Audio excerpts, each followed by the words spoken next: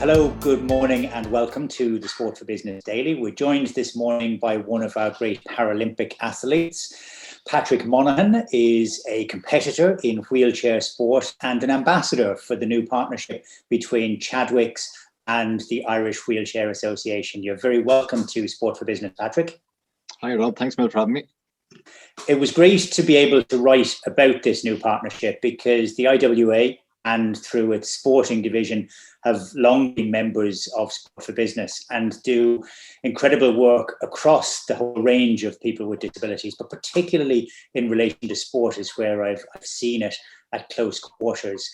How much of an impact have they had as an organisation on your path into sport? They've had a huge impact on my development in sport, Rob.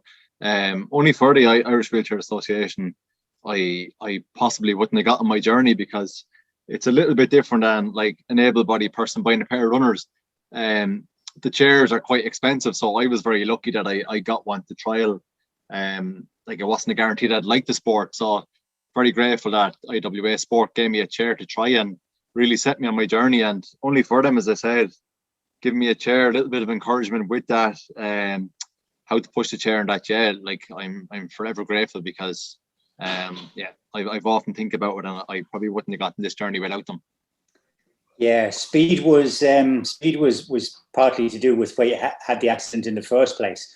Was there an irony in the fact that you wanted to get into something that would allow you to get back to speed again? I'd hope I wouldn't be going them speeds now, but we do hit certain, like we do get up to certain speeds like that are. I'll be honest, no, I didn't really think about that because when I started out, I wouldn't have been going that fast, like. But I have had a couple of races in the last couple of years where I've kind of started to question, I'd say, why I got back into such a dangerous sport at times because like I could be hitting up to 80 kilometers an hour on a couple of the routes around the world, and it kind of makes me question and bring me back to, do I want to do myself more harm? But generally it's I suppose it's safe enough, and I'm lucky that I have good places to train, that I'm not really on the roads out near home or that, so I'd like to think I'm a little bit safer now, all right. The wisdom that age brings to you, I guess. You were a good Gaelic footballer back in the day, and the first sort of visibility that you had of Paralympic sport was in London 2012. And I can vividly remember David Weir taking to the track, and he became an overnight sensation. Team GB had done well, and he was a very sparky character who really sort of came to the fore. Was that part of the reason why you chose the wheelchair racing? Because I understand that there had been a suggestion of going into basketball first, but that didn't really work in your head. Yeah, that's exactly it. Like I don't know how good I was at Gaelic football. Now I played a bit of senior for my club, all right, but and obviously team sports the whole way up through my teens and that. And it was strange. I wheelchair basketball was offered to me, and there was a couple of reasons I probably didn't take it up. I would have to travel a fair distance to find a team. There's not a team within the county of Kildare, and I was back working at the time. And then the main reason was I wasn't really into basketball, and it's nothing against basketball at all. It's a great sport. Wheelchair basketball is an amazing skill, but it just wasn't for me. So I parked sport for probably the guts of 5 years, and then I seen London 2012, and again only that it was that games, because London 2012 got amazing exposure where certain game, even Rio wouldn't have been on that level. So just flicked it on, seen it on TV by chance, and I was like, what is this? Amazing. Like seeing David Weir winning 4 gold medals, and I think the decibel level for one of his races was higher than Usain Bolt in the 100 meters. So and I'll be honest, I probably thought it looked a bit easier than it was as well. I found out fairly quickly that it's a little bit tougher to get going, but that was it. He was my inspiration.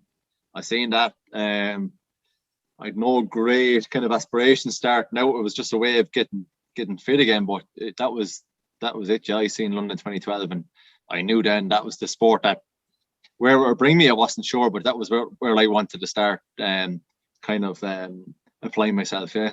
We had Mark Rohan at the time as well, who was competing in the more the endurance events in the chair, and had played himself for Westmeath at GAA at intercounty level. Did you get to talk to Mark at all, or was it a little bit early in your development of your career at that stage? It's funny you actually mention that, because it would have been a slightly different sport, but he came into my mind at the time as well, because Mark was probably a better footballer. He played county, but it was kind of like the same. I was looking at, he got into sport. He might have been around the same age when he got involved in that. So he was one that, and obviously I was aware of him because he was really successful. I hadn't talked to Mark, and then in Rio he contacted me because he was working with the media and that, just to get a bit of information. Like, and really nice guy, and kept in contact a little bit. But actually, Mark's training me now, so I know it's slightly different sport, but I made a change kind of last summer.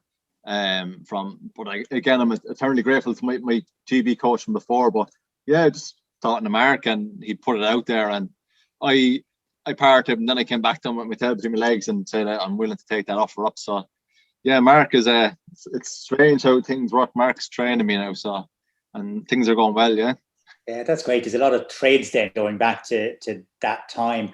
When you contacted the Irish Wheelchair Association and asked for a chair, did they just happen to have one that was there that they were able to give to you? I think it would have been IWA Sport up in Clontarf. So Mark Barry would have been the sports development officer there at the time. A really nice guy, really helpful. He probably had to do a little bit of digging, I'd say, being honest, Rob. They're hard got the chairs. Even now, like, we'd have people trying that come along and want to give it a try, and unfortunately it's just like even an entry-level chair, you're talking a couple of thousand for a very basic one. That there's just not the number of chairs to meet the demand here, kind of. But yeah, I'd say, like, I was very lucky. He probably had me sorted out within the month, so I would imagine that it wasn't lying around up there. But he'd done a bit of digging for me and sorted me out, all right, yeah. And only for him, yeah, that chair got me my first Dublin Marathon. So yeah, you've won 2 Dublin Marathons now, and a victor over in the United States as well, by all accounts. So looking ahead to Tokyo, and hopefully, please God, it will go ahead. But you were all set and you were ready. You'd done your block of training in advance of 2020 when the world changed, and you got the call to say that it wasn't going to go ahead. How difficult has it been to actually sort of get yourself back to a pitch of physical preparation for such a demanding event at a time when most of the events that you would have been looking at have all been cancelled themselves? Yeah, it's been a bit of a roller coaster. Being honest, I thought it was the best decision last year.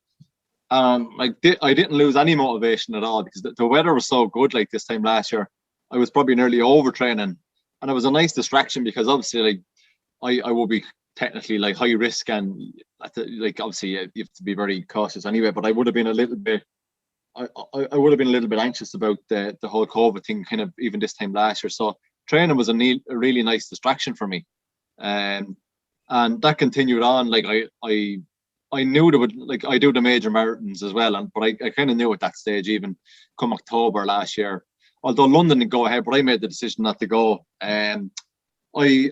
I think I found up till around, I found once the new year started, 2021, that was actually like when we went back into level 5 after Christmas, and I kind of thought new year things would be improving and the cases went through the roof. I found that quite challenging, I'll be honest. Like, I was looking at it that the games were going to be cancelled and that, but I just sat there, like, I kind of look back to my accent anyway, like, and like I use as a catalyst, like, and like things will never be as bad, hopefully, as they were back then. Like, so, like, people are going through worse things, and just have to get on with it. And like, everyone's in the same boat as me. A lot of uncertainty, and there still is now, being honest, I suppose. Like, there's still doubts about the games and that, but I generally enjoy the training, so that helps, I suppose. But just have to keep preparing and hoping that we do get a games, and that's the way that I've approached it. Like, a worst case scenario, if they end up having to pull it for some reason, like, I just hope that I get a race or two in this year. Being honest, I'll take that. it's nearly been 2 years now at this stage. So it's very strange, and yeah, I need a race to see where I'm at. Like, so yeah, hopefully we get a Games. But if I said worst case scenario, a couple of the marathons happen towards the end of the year anyway. How hard is that for you, kind of in your head, of not knowing where you're at? Because you came 16th in Rio. You're used to competing and judging yourself against your fellow athletes on a regular basis, and now all of a sudden that's just gone. So you can do all of the training yourself. You know how you feel in yourself, but you've no idea how the others are feeling. Yeah, it's really strange. Like I'm used to racing maybe 6-7 marathons a year, like in the autumn and the spring, like, and it'd be the same kind of feel you're coming up against, and not a lot kind of changes at times, but yeah, like a lot can happen in 2 years, and you don't know, like maybe guys hadn't been applying themselves as much as they should have been, and they have been for the last year and a half or 2 years, and have really moved on. So yeah, it's really strange. Like, I don't even know what type of field will be in Tokyo, which is another thing, like, because unfortunately guys have not had the opportunity to post a fast time. So yeah, there's a lot of doubts, like, be going in with a lot of uncertainty. I'm hoping to go to the States in a few weeks for a marathon. I'm fully vaccinated, and that's all. I just have to see if I can get approval. I will get to race against a few of my competitors, but that's not a given that I get to go there either. So yeah, there's a lot of uncertainty. But look, it's the same for most people anyway. Like, there hasn't been any competition really for anyone except for some countries that have had their national championships where they have, because people can't. I rely on the time, I suppose, to qualify, where it's the same for everyone really. But other countries, if they have 6 or 7 guys at a good level, they might just have to run off a trial, because they probably have slots for them. So yeah, it's been challenging, but and I suppose it's going to continue to be that way. But just have to hope something happens. Yeah. Having gone through what you've gone through and becoming a Paralympian, you've obviously got a lot of resilience built into the way that you approach things. The challenges that people face of a catastrophic injury like you had, which changes everything overnight, does that play on your mind? Do you feel as though you're able to offer assistance to others? I know you've done some work up in the National Rehabilitation Hospital in terms of working with people. How satisfying is that, to be able to actually take the lessons that you've learned from life and sport and make a real difference to somebody who's going through the earlier stages of readjustment?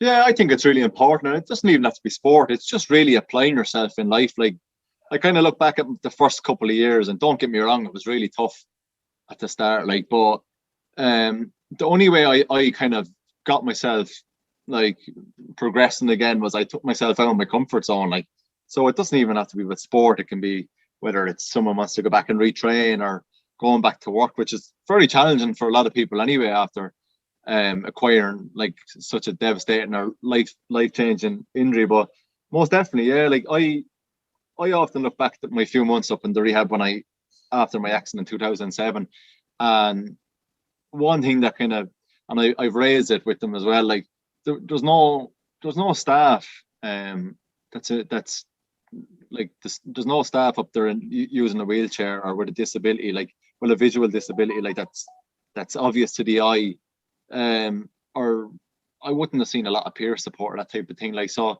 like, I think that would have really helped me at the time when I look back, that right, I'm going through a tough time, but like I could see someone kind of, even without having to chat to them, and just kind of observe them and say, like, look, this person has obviously gone through something like this in the past, and look how well they're getting on. Like, so that was a big thing for me, and it never really left me. So yeah, like I really, and being honest, like, it was good for me as well. I enjoyed my time up in the NRH.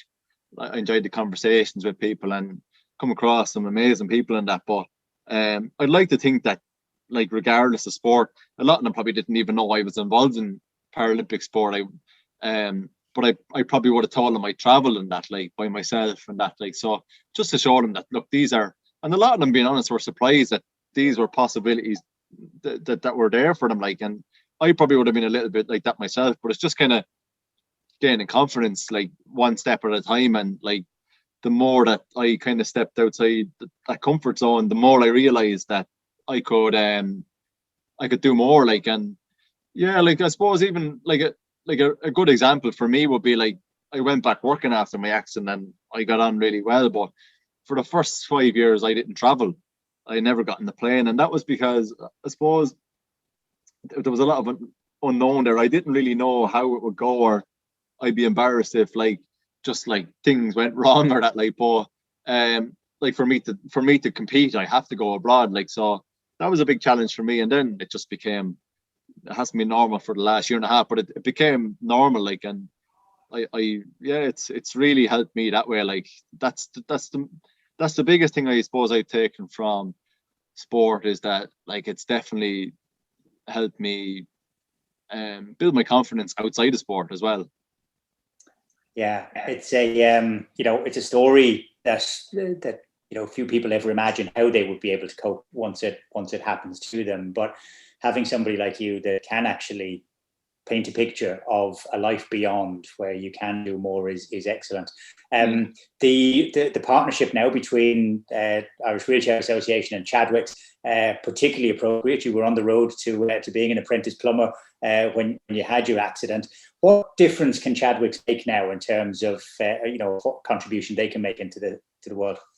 I think they can make a massive difference. Like the equipment alone, like in making the centres more accessible, like that's kind of like a hub, or that's I suppose it's like I've only kind of had to tap into my local centre here in Clane for like my parking permit or driving lessons, like. But like a lot of people, that's their life, that's their social circle, that's where they learn new skills and that. So like to make them centres more accessible, like that's massive. And like I suppose like people what would you say, like challenging themselves and stepping outside of that centre even, and maybe going on to employment or back into education, that can be like a real springboard for them.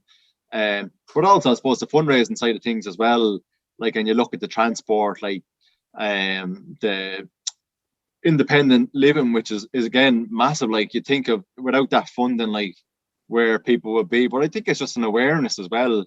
I think it's really positive that like Chadwick's group are like they're thinking of the disabled community, like. And because you often think sometimes that the disabled community, like especially from government level and that, like that they're kind of marginalized or they're forgotten about, and that. So that in itself, that they're, I suppose, that we're not invisible, and that like they're looking at it from a different perspective, from the disabled person's or community's perspective, and trying to make positive change. And hopefully that'll be a catalyst for other companies and other bodies or the government even to step up and really make a change, because it seems like at times they're just papering over the cracks and that, like. And like it's all about equality and that, like. And you hear stories of people not being able to vote in their local centres, like things like that. To me, like if you're not able to have a vote, like, well, like really how important is your say, or how kind of like how much you really thought about it. So yeah, I think it's a great move. Yeah, there are 57 community centres around the country. They'll all be in better nick now as a result of this. IWA Sport will continue to do its thing, led by Nicky Hamill and the team up in Clontarf. You will have your role to play as well in creating the visibility. I can remember it was Allianz that partnered with Paralympics Ireland to actually bring the London Games of 2012 onto the television screens here. So they played a part themselves in your journey, and now you can play a part in others. But for the moment, anyway, the best of luck with the continued training, and in Tokyo in a couple of months' time. And thanks for taking the time to be with us this morning, Patrick Monahan. Thanks very much, Rob. Appreciate that.